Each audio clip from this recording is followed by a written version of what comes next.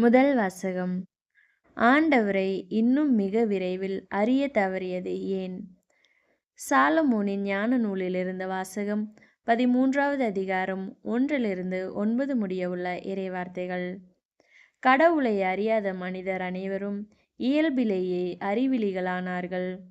கண்ணுக்கு புலப்படும் நல்லவற்றினின்று இருப்பவரை கண்டறிய முடியாதோர் ஆனார்கள். கைவினைகளை கருத்தாய் நோக்கியிருந்தும் கைவினைஞரை அவர்கள் கண்டுகொள்ளவில்லை. மாறாக தீயோ, காற்றோ, சூறாவளியோ, விண்மீன்களின் சுழற்சியோ, அலைமோதும் வெள்ளமோ, வானத்தின் சுடர்களோதாம் உலகை ஆளுகின்ற தெய்வங்கள் என்று அவர்கள் கருதினார்கள். அவற்றின் அழகில் மயங்கி அவற்றை அவர்கள் தெய்வங்களாக கொண்டார்கள் என்றால், அவற்றிற்கெல்லாம் ஆண்டவர் அவற்றினும் எத்துணை மேலானவர் என அறிந்து கொள்ளட்டும். ஏனெனில் அழகின் தலையூற்றாகிய கடவுளே அவற்றை உண்டாக்கினார். அவற்றின் ஆற்றலையும் செயல்பாட்டையும் கண்டு அவர்கள் வியந்தார்கள் என்றால், அவற்றையெல்லாம் உருவாக்கியவர் அவற்றை விட எத்துணை வலிமையுள்ளவர் என்பதை அவற்றிலிருந்து அறிந்து கொள்ளட்டும். ஏனெனில் படைப்புகளின் பெருமையினின்றும் அழகினின்றும் அவற்றை படைத்தவரை ஒப்பு நோக்கி கண்டுணரலாம். இருப்பினும் இம்மனிதர்கள் சிறிதளவே குற்றச்சாட்டுக்கு உரியவர்கள். ஏனெனில் கடவுளை தேடும் போதும் அவரை கண்டடைய விரும்பும் போதும் ஒருவேளை அவர்கள் தவறக்கூடும். அவருடைய வேலைப்பாடுகளின் நடுவே வாழும் பொழுது கடவுளை அவர்கள் தேடிக்கொண்டிருக்கின்றார்கள். தாங்கள் காண்பதையே நம்பிவிடுகின்றார்கள். ஏனெனில் அவை அழகாக உள்ளன. இருப்பினும் அவர்களுக்கும் மன்னிப்பே கிடையாது. உலகை ஆராய்ந்தறியும் அளவுக்கு ஆற்றல் அவர்களுக்கு இருந்த போதிலும் இவற்றுக்கெல்லாம் ஆண்டவரை இன்னும் மிக விரைவில் அறிய தவறியது ஏன்? ஆண்டவரின் அருள்வாக்கு. கிறிஸ்துவே உமக்கு புகழ். பதிலுரை பாடல். பல்லவி. வானங்கள் இறைவனின் மாட்சிமையை வெளிப்படுத்தும்.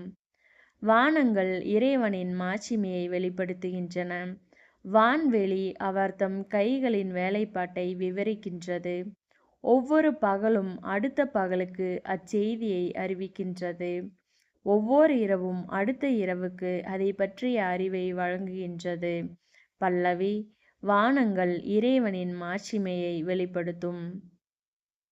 அவற்றுக்கு சொல்லும் இல்லை, பேச்சும் இல்லை. அவற்றின் குரல் செவியில் படுவதும் இல்லை.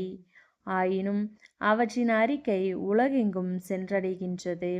அவை கூறும் செய்தி உலகின் கடையெல்லை வரை எட்டுகின்றது. இறைவன் அங்கே கதிரவனுக்கு ஒரு கூடாரம் அமைத்துள்ளார். பல்லவி. வானங்கள் இறைவனின் மாட்சிமையை வெளிப்படுத்தும். நற்செய்தி வாசகம். மானிட மகன் வெளிப்படும் நாளிலும் அப்படியே நடக்கும். லூக்கா எழுதிய தூய நற்செய்தியிலிருந்து வாசகம். 17வது அதிகாரம் 26-37 முடிய உள்ள இறைவார்த்தைகள். அக்காலத்தில் இயேசு தம் சீடர்களுக்கு கூறியது: நோவாவின் காலத்தில் நடந்தது போலவே மானிட மகனுடைய காலத்திலும் நடக்கும். நோவா பேழைக்குள் சென்ற நாள் வரை எல்லாரும் திருமணம் செய்து கொண்டும் உண்டும் குடித்தும் வந்தார்கள். வெள்ளப்பெருக்கு வந்து அவர்கள் அனைவரையும் அழித்தது. அவ்வாறே லோத்தின் காலத்திலும் நடந்தது. மக்கள் உண்டார்கள், குடித்தார்கள், வாங்கினார்கள், விற்றார்கள், நட்டார்கள், கட்டினார்கள். லோத்து சோதோமை விட்டு போன நாளில் விண்ணிலிருந்து பெய்த தீயும் கந்தகமும் எல்லாரையும் அழித்தன. மானிட மகன் வெளிப்படும் நாளிலும் அப்படியே நடக்கும். அந்நாளில் வீட்டின் மேல் தளத்தில் இருப்பவர் வீட்டில் உள்ள தம் பொருள்களை எடுக்க கீழே இறங்க வேண்டாம். அதுபோலவே வயலில் இருப்பவர் திரும்பி வர வேண்டாம். லோத்தின் மனைவியை நினைத்து கொள்ளுங்கள். தம் உயிரை காக்க வழி தேடுவோர் அதை இழந்து விடுவர். தம் உயிரை இழப்பவரோ அதை காத்து கொள்வர். நான் உங்களுக்கு சொல்கிறேன், அந்த இரவில் ஒரே கட்டிலில் இருவர் படுத்திருப்பர். ஒருவர் எடுத்து கொள்ளப்படுவார், மற்றவர் விட்டுவிடப்படுவார். இருவர் சேர்ந்து மாவரைத்து கொண்டிருப்பர்.